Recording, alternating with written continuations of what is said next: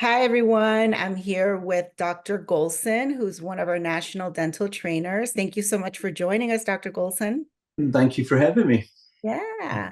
So, as you know, the reason for this podcast is to inspire others that maybe are looking to be in this journey or already in it, and they just want some tips and pearls. So, um, tell me a little bit about your journey in this. I know that, you once sat in a course many, many moons ago, over 10 years ago, with us, and you've really taken this and not just incorporated, coaching others to do it as well, but also teaching nationally for so many years now.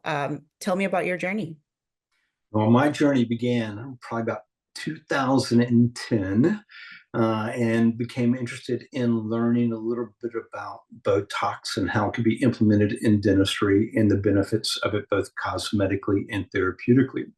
I began taking many courses. I think I began taking the course of a dentist spa in 2012 or thereabouts. But I'd already taken several courses prior to and was very impressed with how the courses delivered and the personal interaction and basically training that I received at that time. So that kind of motivated me to go to the next level and learn even more about it.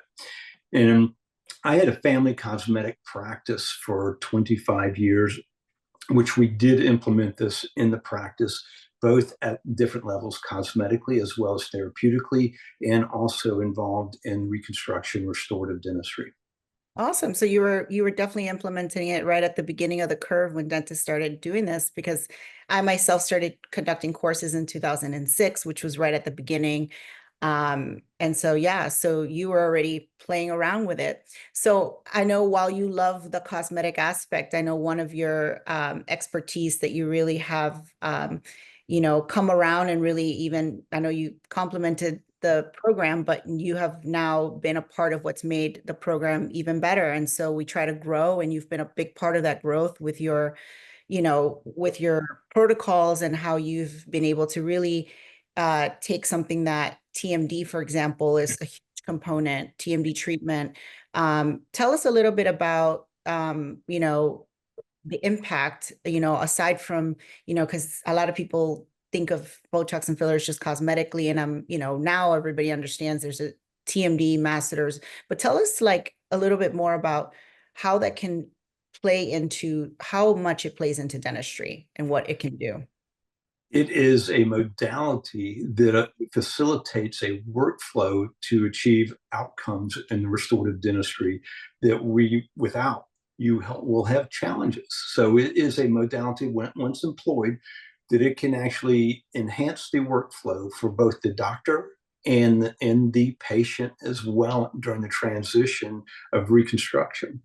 So I kind of like people to kind of think about the whole process in the stomatognathic system and what it really is, because it's really a triad of the joint, understanding how it works, the teeth, which I feel are the tools, and then the muscles.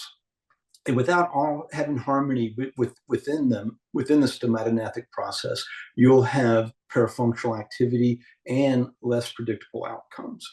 So I kind of feel that this is where it should be employed, is actually at the very beginning at the diagnostic stage. If you do an amazing new patient examination and you're doing your consult, you have to evaluate the muscles of mastication and also the muscles of expression, because they You do think it's overlap. required? You think it's required for a comprehensive approach? So you do it from the very beginning of Absolutely.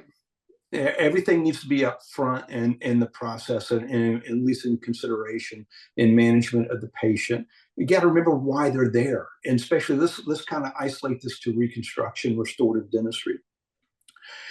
Dentists are phenomenal at understanding how to restore teeth. Dentists are very good at understanding how the joint works in relationship to those teeth. Dentists are kind of weak in understanding how the muscles actually affect the stomatognathic system in general. And that's probably the weakest link there. But with understanding of that, now you can actually create excellent balance and harmony, so the patient has a longevity, the outcome has a longevity, and the workflow in the process there is reducing a lot of the morbidity and challenges throughout the process. But it's got to begin at that new patient consultation and the discussion. You have to evaluate the muscles. Failure to do so will lead to problems and challenges downstream that you may have to come back, circle back around. Well, it's much better to address it up front. So excellent assessment, muscle assessment, understanding how muscles work. In my thought process, muscles dictate path of closure of the jaw. The joint itself is a lever mechanism, and basically a fulcrum of which facilitates the closure of the jaw as well. So the path of closure is dictated by the muscles. The position of the jaw as it closes is dictated by the joint, and then the teeth are actually the tool that breaks down and the food. So that's the purpose of having teeth, is to break down and masticate food so that you can begin the swallowing process and you can digest and have the nutritional value, et cetera, et cetera, et cetera. We don't need to spend time on that. But without having the excellence in understanding the muscles, you're going to always have challenges, and you're going to have failures, and you're going to have more problems throughout. And the patient's comfort level is going to be challenged as well during the transition of going into the definitive restorations. So as a patient, I think that it's, if I was explained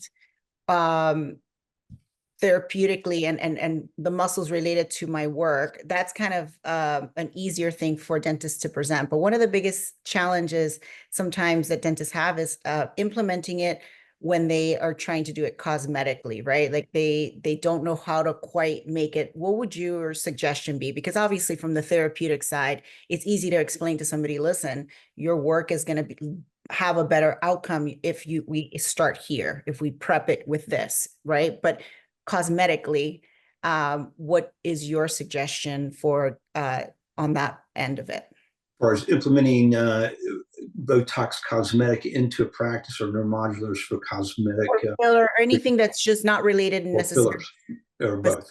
Yeah. Okay. So approaching it cosmetically, again, I think, again, it goes back to implementation, and implementation begins with training of yourself and your staff. All right. So you have to have excellent training. And I feel that if you've got to treat your staff as well, and I don't mean to say better than, but at least as good as you will treat your patients. And you must also treat yourself with using cosmetic Botox for implementation into your practice, for it to get traction. So Botox is the 800-pound gorilla out there. Everyone is familiar with Botox and basically how it's used and what the outcomes they can have with it.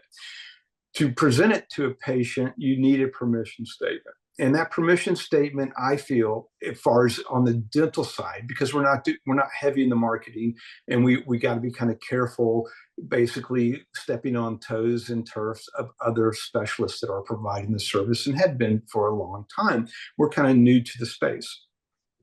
So I think it's better to have a softer approach going in and cannibalize your practice and treat your patients. All right.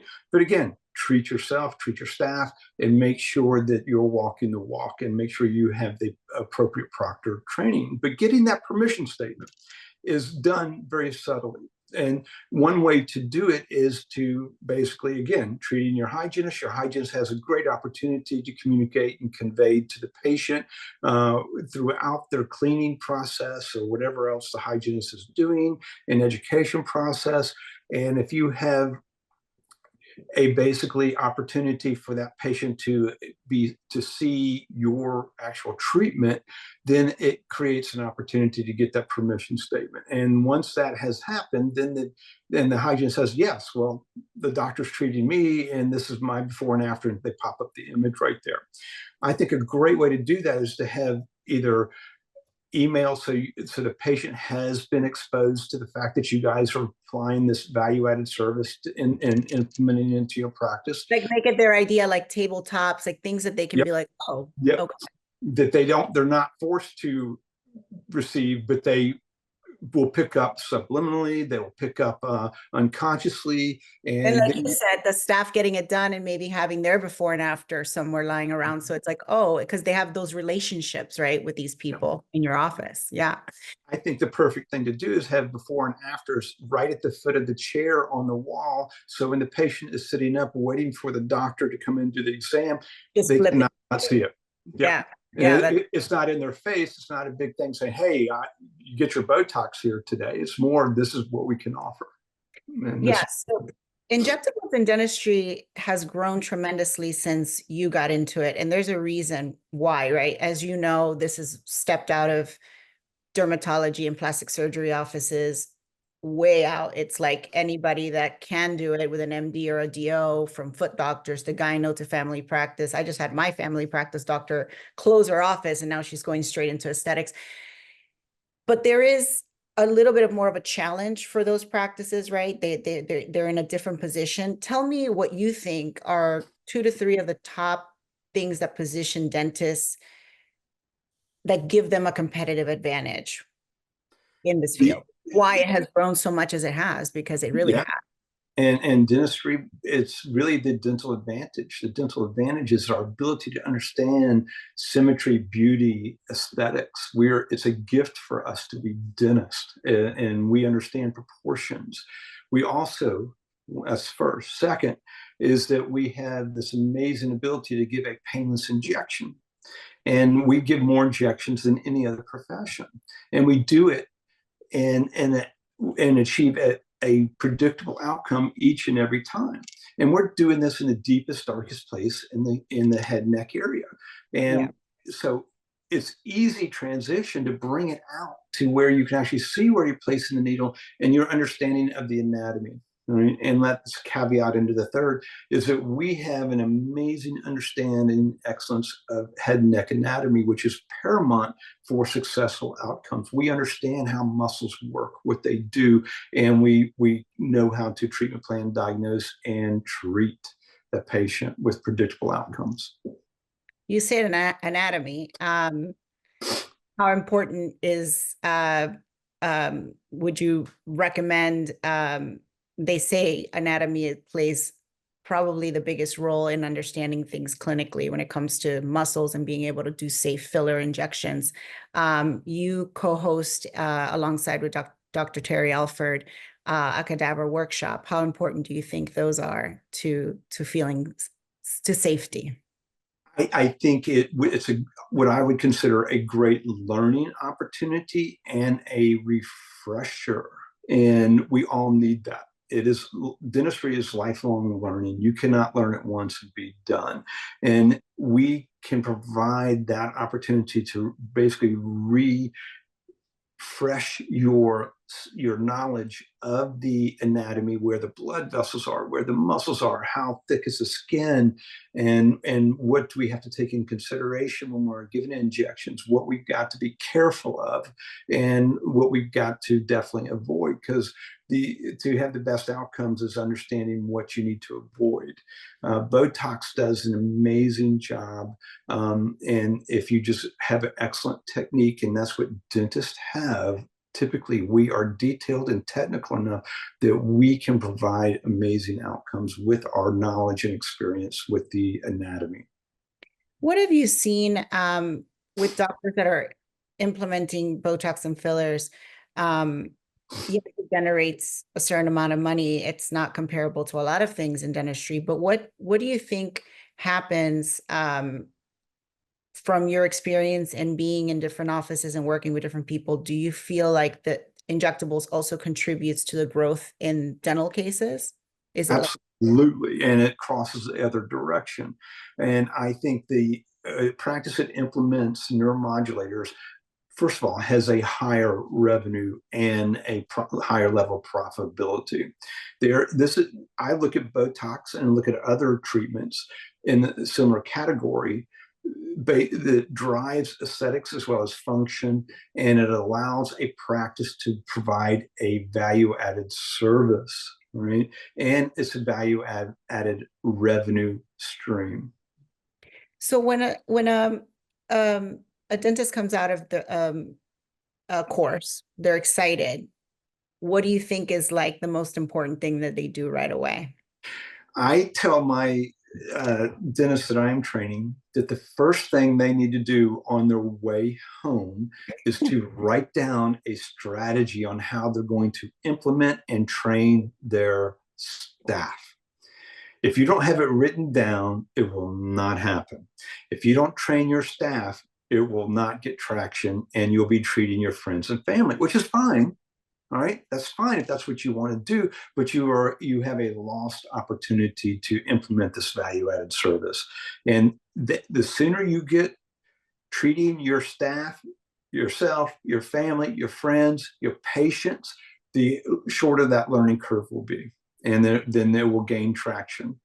Yeah, many moons ago, we used to have a implementation course for staff, and by the time they would bring over 7, 8 people and hotels and everything to Miami, it was expensive. So then we started going out. So through Cosmetic, we actually offer implementation team, a full day just for the team to get them really up to speed, and then we also build a plan for them, and that has been incredibly important to the implementation, but obviously not everybody can afford to bring a consultant like myself. So we even have virtual options, right? So it's difficult for a dentist that just learned everything to kind of come up with a team training, right? So some of them come out with like maybe one person, but really it's all about everybody on the team coming together and really understanding it. And this is something, I see this mistake happen all the time. Dentists get so excited, they sign up for all the courses and they become really good at this and really passionate, but it's not taking off. And a lot of that has to do, in several of these same podcasts, many of our guests have said the same thing. They're like, if the team is not on board, it doesn't matter how good of an injector you become and how passionate you are and anything that you do, it's not going to take off because they have a lack of knowledge. So they're going to turn away from it, and they're not going to, when you're not looking, they're not going to be presenting this. We have to make them as excited as you are. And part of that, like you said, is maybe receiving some of the treatments, right? Like a lot of, even though it's not taboo and it's very much conversational, what do you think are the biggest misconceptions around Botox and filler today? I think the biggest misconception that far as dentists will have that basically limits this is that it's something that should be in the scope of dentistry. And I think we've proven that this is in the scope of dentistry because we are treating teeth, but dentistry is not just treating teeth. All right. That is the floor. The ceiling is providing everything that the patient needs to basically for that stomatognathic process and system, and for basically to give the aesthetic outcomes that the patients are looking for and need. Yeah, when I helped publish what was probably one of the first books in the US on injectables in dentistry, I had the opportunity to get a quote from one of the most respected, who was one of the most respected injectables dermatologist, Dr. Arnold Klein. And he actually said that in him coming up with all these techniques, the Klein lift and all these things for lips and all that, he said most of the literature that he relied on as it relates to proper size and height and everything, what he learned was from dental journals. It all went back to dental journals. So you're right. There is so much directly related, so much in aesthetics is directly related to dentistry. If we think about where the treatments that we're doing are mostly in this region, with the exception of some, easy treatments here, most of it is here, right? How do you see the value of offering dual dual benefit treatments, right? So like when you're doing a masseter treatment, you're also slimming the face. So tell me a little bit about how that's like a duality that can be presented to the patient. So I actually approach it from the functional approach when I'm treating masters. I approach it from the functional and pain and therapeutic value, and then I say as a benefit, you will have a slimming of the face. Now I will have patients that come in, they really want the slimming of the face. And I actually have a different protocol for that than I do for treating therapeutically. And so you do kind of have to know is your goal to achieve the outcome quickly and appropriately. Do you think the more dental specific treatments like Gummy Smile, TMD, these that are directly related, do you think these are kind of the gateway to everything else? Absolutely. And it's the crossover. And that's what a good practice will actually cross over when a patient is receiving cosmetic dentistry. A good doctor will dial in that we need to look at the soft tissue relationship and relative to the dentistry. We got to frame that smile. So they got to be looking at the lips. Then they got to be looking at the cheeks. They got to be looking at the nasolabial fold, the marionettes, to basically provide that patient the most aesthetic outcome they can, even though the primary focus was the teeth. But the patient needs to be presented the opportunities to enhance other areas at the same time. How important a lot of successful dentists that I've seen have kind of curated one or two people in their practice that really are passionate about this, and they kind of really support the system of they almost become like, like in med spas and other practices in plastic surgery, that somebody sets it all up, and it limits the chair, but there's somebody there that's responsible for kind of growing this, right? Because they're passionate about it. How important do you think it is to find that key person in the practice to really help? Now, I think it's always to have, if you can have a go-to person, a point person who can drive, organize, and supervise the whole process so that the dentist is not totally engaged in it. I am huge on delegation. And if you can find a point person that can be a leader in the development and growth of practice, that's what you want to find. Every practice has one, right? And if not, maybe look at hiring one that is going to be focused towards that. All right. And I think that's key to the traction as well. But you will find your patient as they walk up to the front desk to check in, or if they're checking in on an iPad or whatever, and they come up to hand the iPad back to the front desk. And that front desk person looks refreshed, looks relaxed, looks good, looks happy. And quite often, and you have the opportunity there to get a permission statement, and that carries through to the assistant to bring back to the hygienist that treat the patient, to the doctors. So it is, even though you may need a point person, it's a throughput, and you got to have the whole office pretty much on board.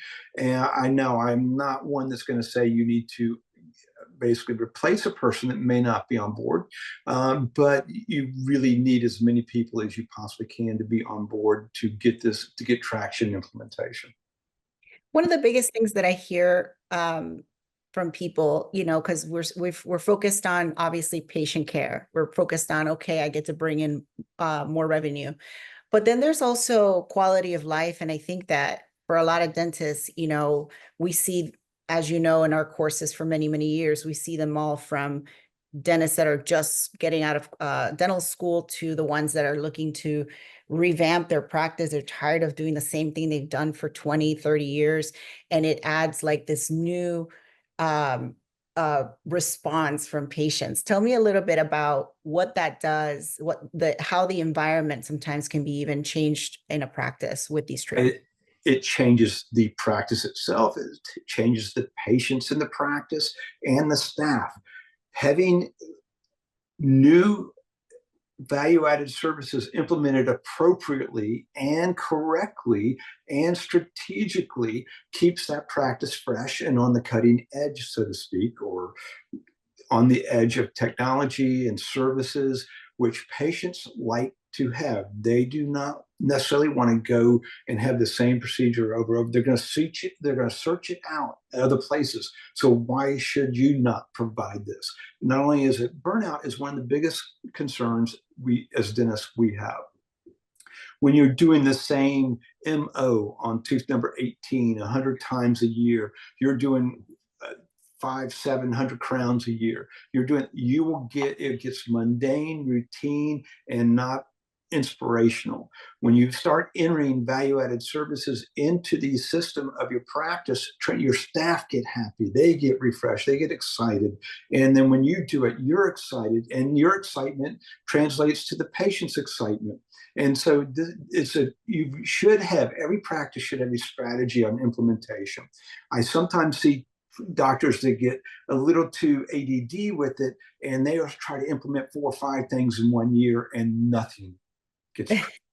So you need to kind of stick to it, learn as much as you can about it, implement it. And so I tell patients doctors, every 3 to 5 years is what you need to have as a new implementation. Now that could be compressed or that could be drawn out because there's a lot of influencing factors there.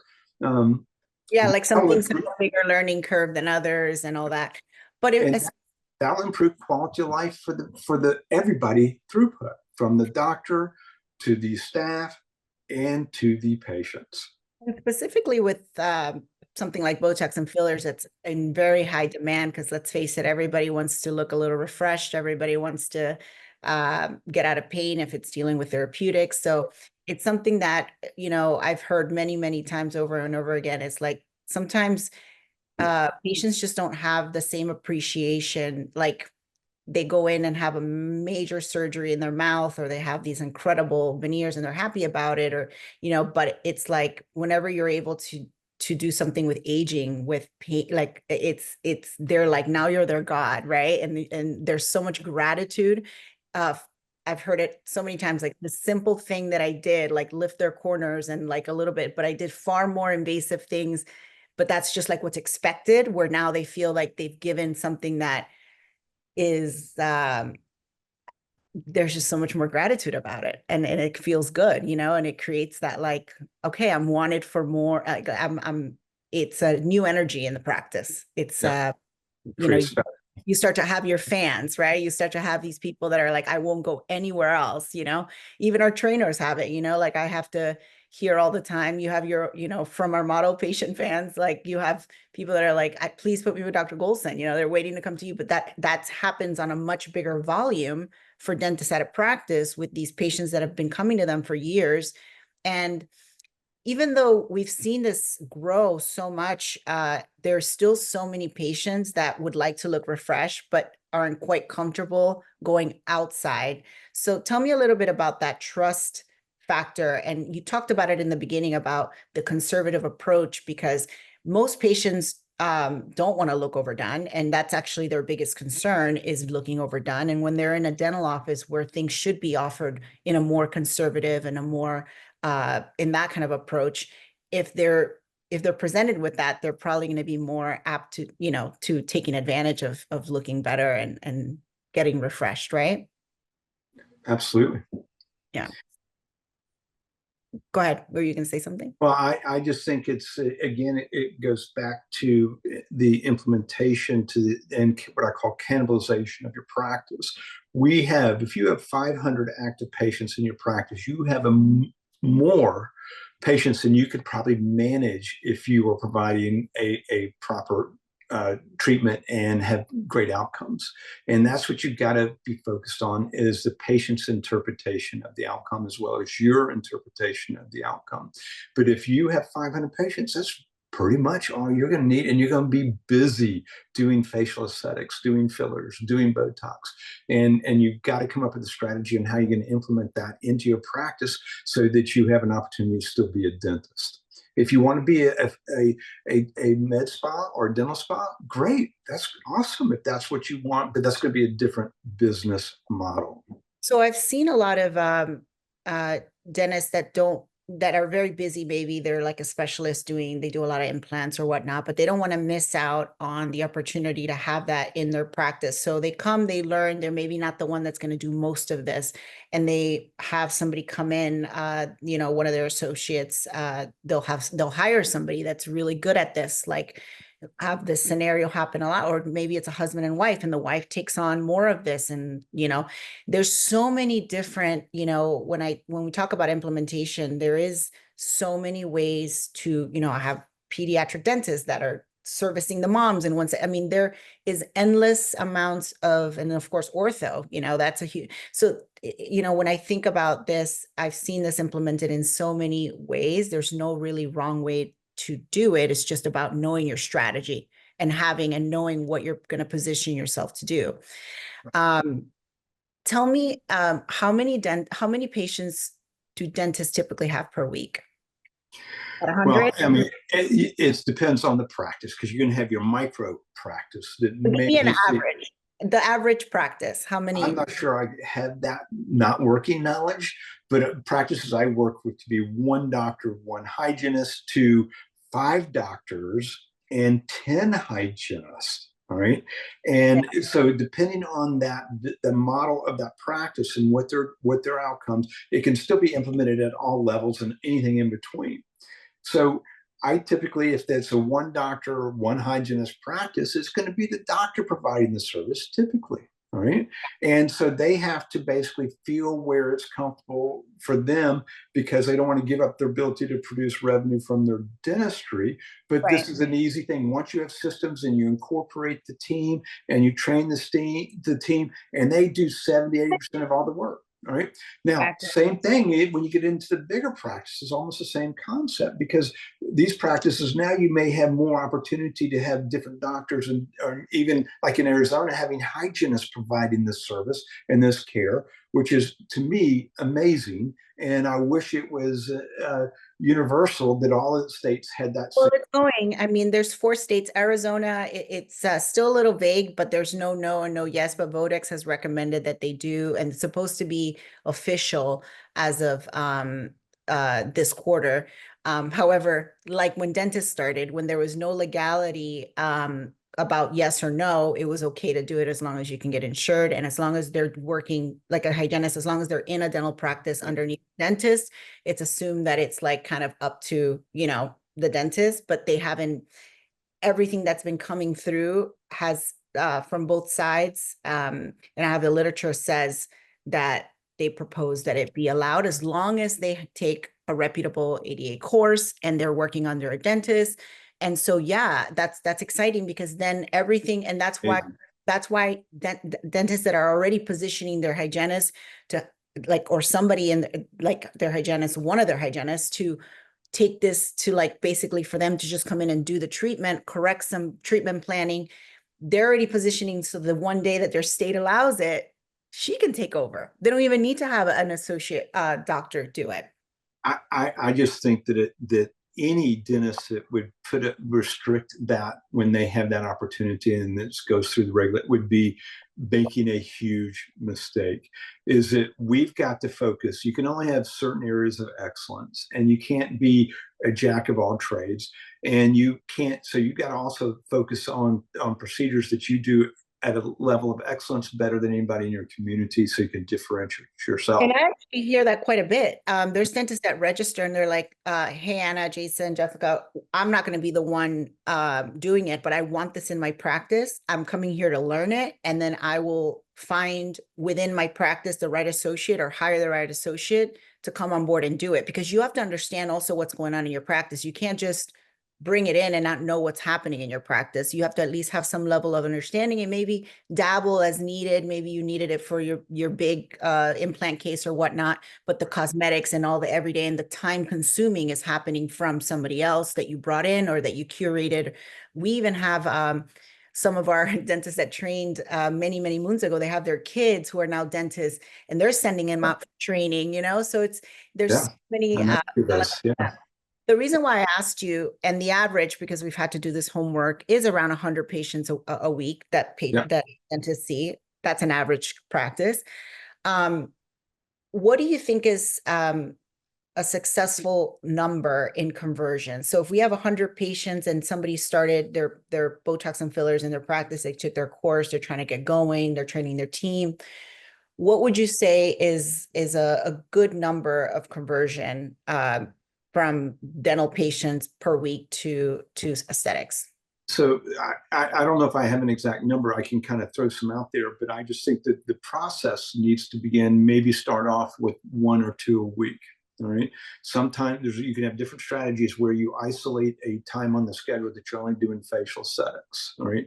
I And was just you, about to ask you that. So in the beginning, do you recommend, because yeah, our trainers and I've had the same question asked to some of our successful alumni, and the answer seems to be, oh, well, because now they're so good and they're doing it whenever. But in the beginning, do you recommend setting a yeah. structure where they set maybe every other Wednesday afternoon because that's their slow time? Do you? Correct. Yeah, absolutely. And that's exactly what I will tell a doctor to do when they start off. And it's just so you can make sure you have Focus. a system of implementation. You can monitor, you can then have them back, and you basically understand the outcome.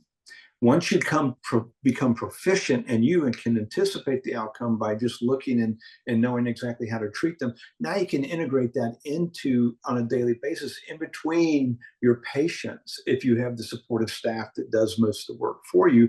So it becomes less of an isolated event. You can actually incorporate and do it after a hygiene check, and or you could give 10 or 15 minutes and to do the fillers and manage that, because once you get proficient you could do cheeks, nasolabial fold, and marionettes all in about 20 minutes. All right, so it's just a matter of redundancy and learning curve and knowing how to anticipate your outcomes and how to treat your plan. And of Great. course how to provide the treatment, which is where we help with these doctors, that we have such a excellent doctor to student ratio, that we can actually have the doctor experience the technique instead of just learn about it or YouTube it or take a course in a hotel. We actually teach you in the dental environment that allows you to feel more comfortable, and it helps you on your implementation, that you can translate it directly on chair position, lighting position, what your staff should be doing and how they should be helping you in the process. Yeah. Yeah, Dentist Spa is very proud to offer these things. And one of the things that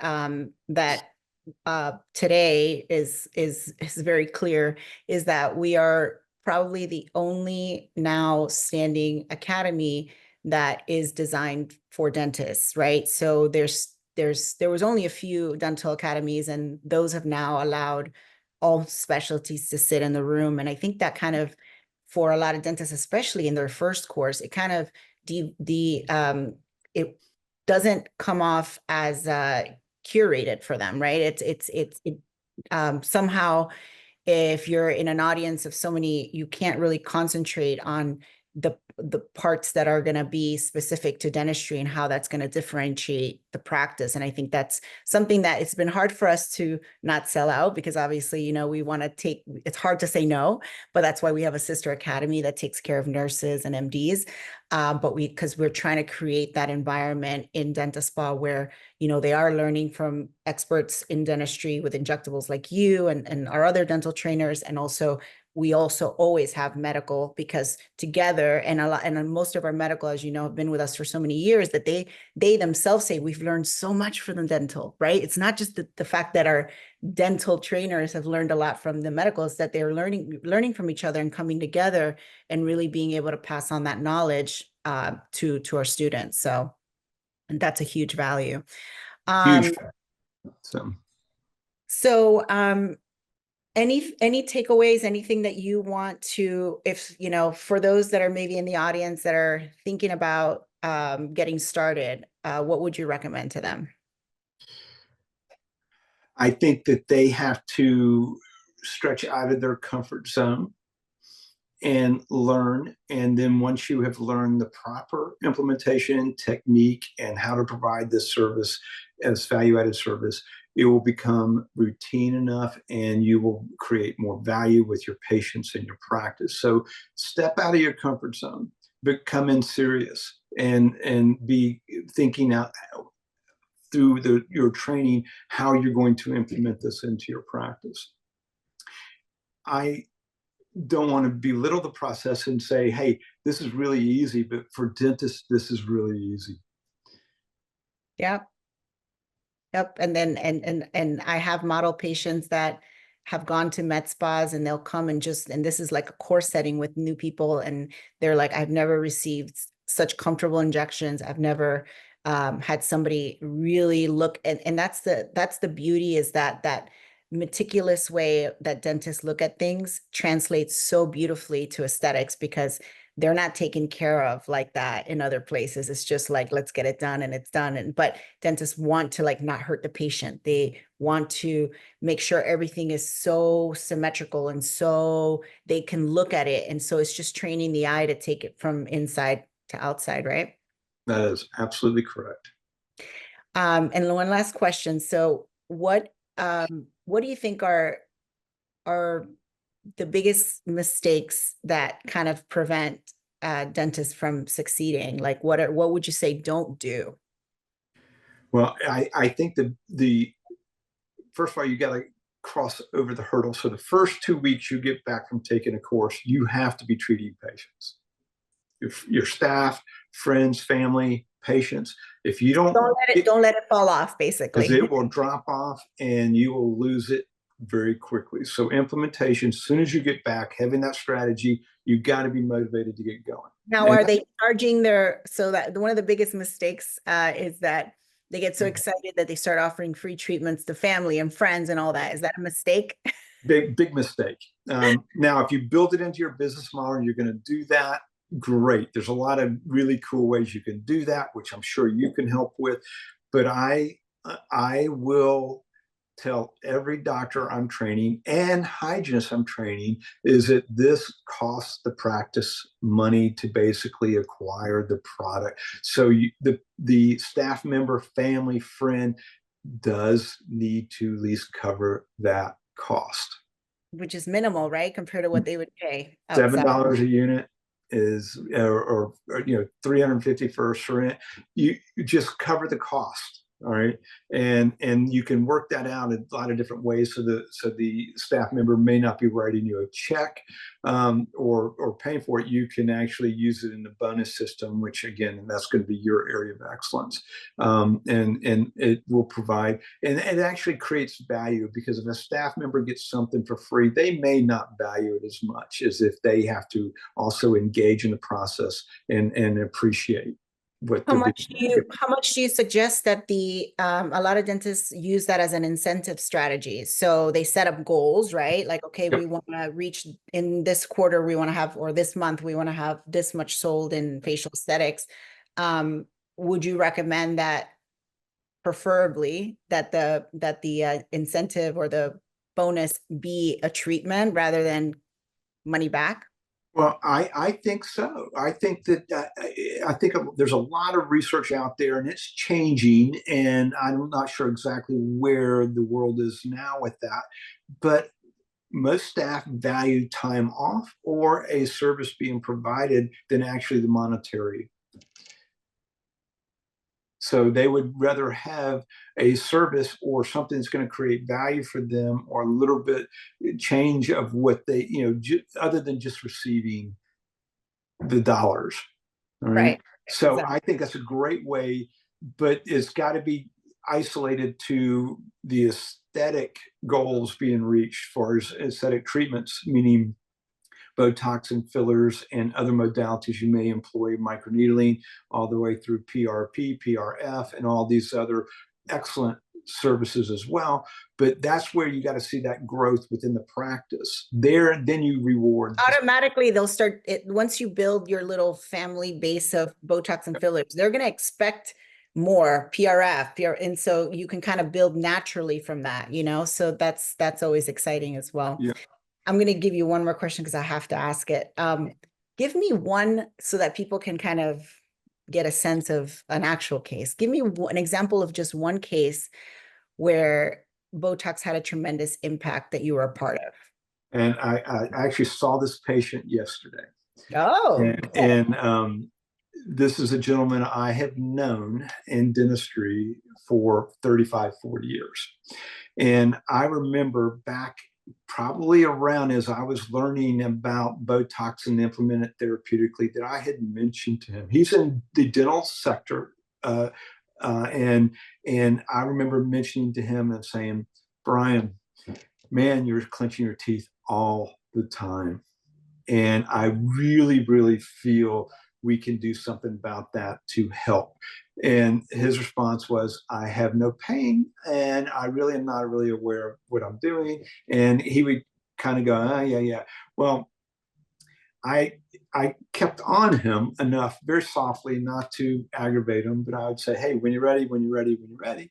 And finally, he was ready. And then when he had made the decision that he was now becoming more aware of what was going on. He was having issues with his implants that he had. And since he is in the dental sector, not a dentist, but he knows a lot of clinicians out there, and he picks the best in the Atlanta area to provide his services. Well, the periodontist he was seeing that was managing a failing implant for him said, "Hey, have you ever thought about that?" And he goes, "Yeah, Golsen's been talking about that for years to me." Well, he actually went to another doctor and had the treatment done as just out of convenience. You know, they show up in different practices and that, and they talk about it. And then, and he had a failed outcome because they were not using the appropriate protocol.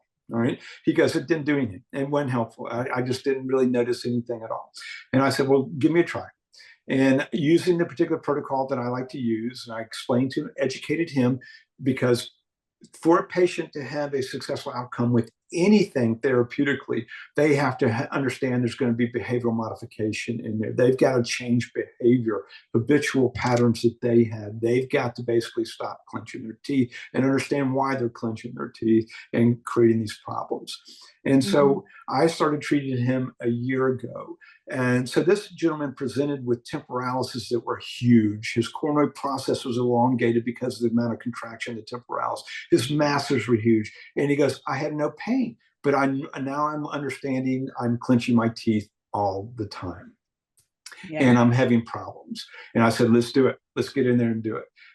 And so we started treating him, and it was a life-changing process for him. He is so aware of it now. Now we're in maintenance protocol, and we're actually pulling off a maintenance protocol because it's had the behavioral modification. But we would have never gotten him there if he had not allowed me to follow through on the therapeutic protocol with him. Now I bet as soon as it's wearing off, he's running back to you. Yeah. And that is exactly the day it wears off, and they are aware of what's going on. And his situations, I wouldn't call pain, but he had an issue. And that issue, unfortunately, translated to failure of the tool, which is the teeth. And so that gets back to the very first, part of this interview is that I was describing, you've got to be in control of all of it. Right. This has been so valuable. What were you going to say? Well, and he is, if anyone wanted to call him and talk to him about the process, I think he would be more than willing to convey that value. Yeah. Well, this has been phenomenal. Thank you so much for your time. And we look forward to, we're having our first seminar of the year this weekend. I know you'll be traveling tomorrow, so I'll be seeing you soon. Yes, you will. Thank you so much for your time, Dr. Golsen. All right. See you soon. Bye. Bye-bye.